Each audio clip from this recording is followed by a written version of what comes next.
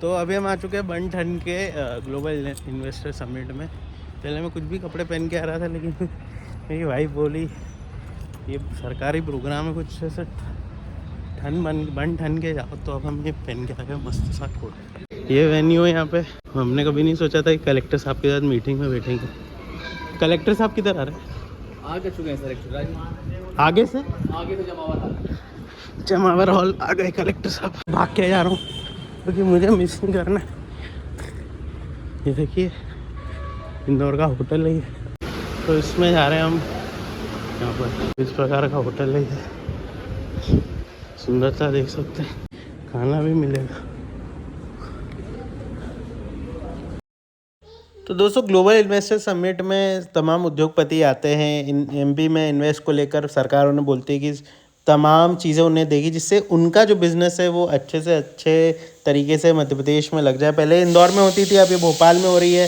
तो इस कारण भी हमारे कई उद्योगपति, उनका कहना है कि ये गलत बात है हमारे इंदौर में ही होना है, क्योंकि आर्थिक राजधानी है हमारे इंदौर की। इंदौर के तमाम उद्योगपति यहाँ पर बैठे हुए थे। पहले इंदौर में होती थी, पहली बार मुख्यमंत्री जी के द्वारा ये प्रयास किया गया है कि इसको भोपाल में किया जाए। और उसके पीछे उनकी जो सोच है, जो उनसे कई बार सवाल भी किए गए, तो उनका ये कहना है कि इंदौर तो ग्रो कर ही रहा है और आप जैसे लोग यहाँ पर बैठे हैं तो इंदौर और दिन दूनी रात चौगुनी गति से ग्रो करेगा।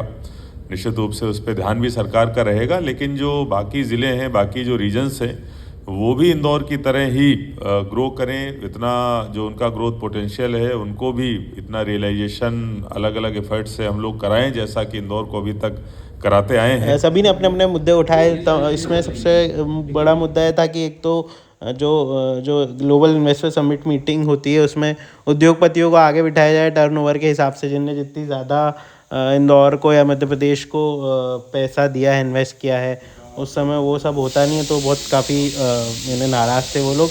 दूसरा उनका कहना था कि जो बिजली का बिल है वो कम किया जाए। अभी जो 8 से 10 रुपए यूनिट है उसे कम किया जाए। हम दूसरे राज्यों को 2 रुपये यूनिट के हिसाब से बिजली दे रहे हैं। तो ये कई ऐसे पॉइंट्स थे। दूसरा स्टार्टअप को लेकर एग्जीबिशन लगाई जाए ताकि स्टार्टअप को प्रमोट किया जा सके। ऐसे कई पॉइंट्स थे। दूसरा एमपी सरकार एक सी लिस्ट तैयार करे जिसमें उन युवाओं के नाम हो जो कि वेल प्रोफेशनल तरीके से काम करके दूसरे कंपनियों को सिर्फ एक लिस्ट बना के दे दे, ताकि कंपनी उन पर सिर्फ कॉल करे, उन्हें ऐसे युवा मिले, प्रतिभावान युवा मिले, ज़्यादा उन्हें इंटरव्यू लेना ना पड़े। तो ऐसी कुछ डिमांड जो है उद्योगपतियों ने इस पूरे जो जीआईएस की संवाद हुआ था, कलेक्टर खुद थे, उपायुक्त उसमें खुद थे। तो ये इस प्रकार के जो चीज़ें वहाँ पर हुई है। और उसमें बाद फिर हमने तमाम चीज़ें हमने शूट करी और फिर हमने खाना खाया। तो ये सब तो चलता रहेगा। सबसे पहले मैं क्या खाना खाएंगे हम। सबसे पहले हम आ गए खाना खाने। मीटिंग तो चलती रहेगी। दोस्तों वीडियो अच्छा लगा तो फॉलो सब्सक्राइब शेयर जरूर कीजिएगा। हम लोग पार्टिसिपेट करना चाहिए। जानकारियाँ भी हमारे इंस्टाग्राम पेज पर और शॉर्ट यूट्यूब पेज उस पर डालते रहेंगे। सब्सक्राइब जरूर कीजिएगा। बहुत बहुत धन्यवाद। जो इन्वेस्टमेंट असिस्टेंट स्कीम है हमारे यहाँ की, वो जब जीएसटी के पहले जब वेट था तब उसमें जितना आप इन्वेस्टमेंट कर रहे हैं उसका 100% आपको गवर्नमेंट वापस करती थी जीएसटी के रूप में, वेट के रूप में।